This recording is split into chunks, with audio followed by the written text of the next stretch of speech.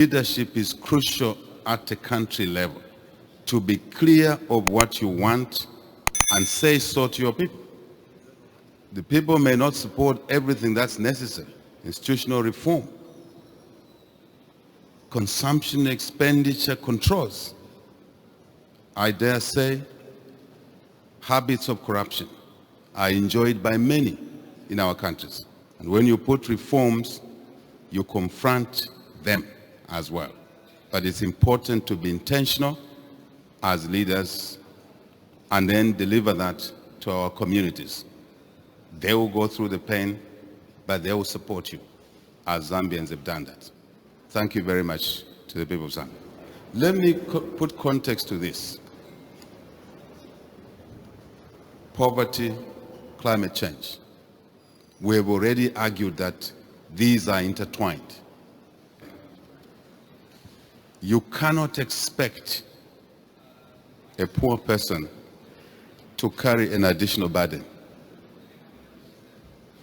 That is necessary to drive growth, to drive development.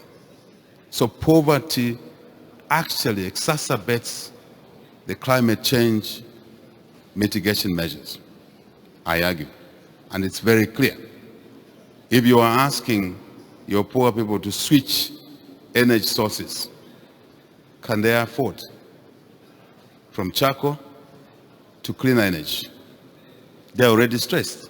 So we need to find mechanisms to support the poor in our countries, less privileged. I heard this word called poverty, the poor, but the less privileged, to be able to come through to support the changes that are required to mitigate climate change negative effects. I think that's very, very important. It's also true to say climate change, on the flip side, has imposed new obligations on the less privileged. For example, the farmer you saw, the farmer you went to visit, Secretary Yellen, Treasury Secretary Yellen, before they could on 1 hectare produce, 2 hectares produce enough for themselves and an excess for sale. But climate change measures have made it one season, the same rain season, one part of it is a drought. When the rain comes, it's a flood. One season. What chance does that farmer have? They absolutely don't have. So as we talk about climate change mitigations, financing, support, technology, farming methods, issues of genetics in agriculture, early maturing varieties, I'm just giving an example. Context are important to consider. So it's not just laying the resource envelope on the table. It is digging inside that envelope. How do we apply that envelope in order to take care of the challenges that have arisen from climate change? And therefore the investments being directed in those specific areas that will produce results that will assist the less privileged to first produce food for themselves, to also produce excess for revenue to look after their households. But also it's important to look at water harvesting as an area of investment, to look at irrigation. Chairman Chancellor, the technology comes in and it's all there, it's available around the world. It's a question of pulling it together and targeting it. Let me also indicate here one of the lessons of our debt restructuring that is applicable to poverty reduction, to climate change, is the issue around speed at which we do things.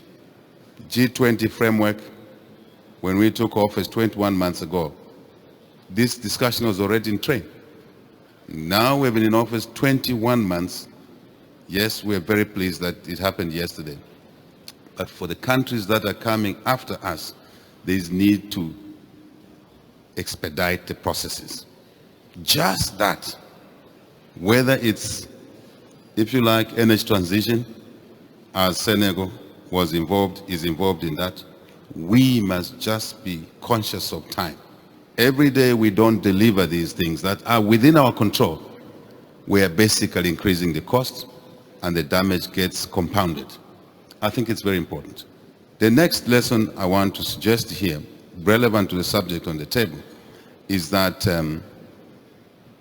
Chairman Chancellor's point yesterday at dinner, repeated today, is so important for us as a global community to mobilize resources, yes, but these resources must be invested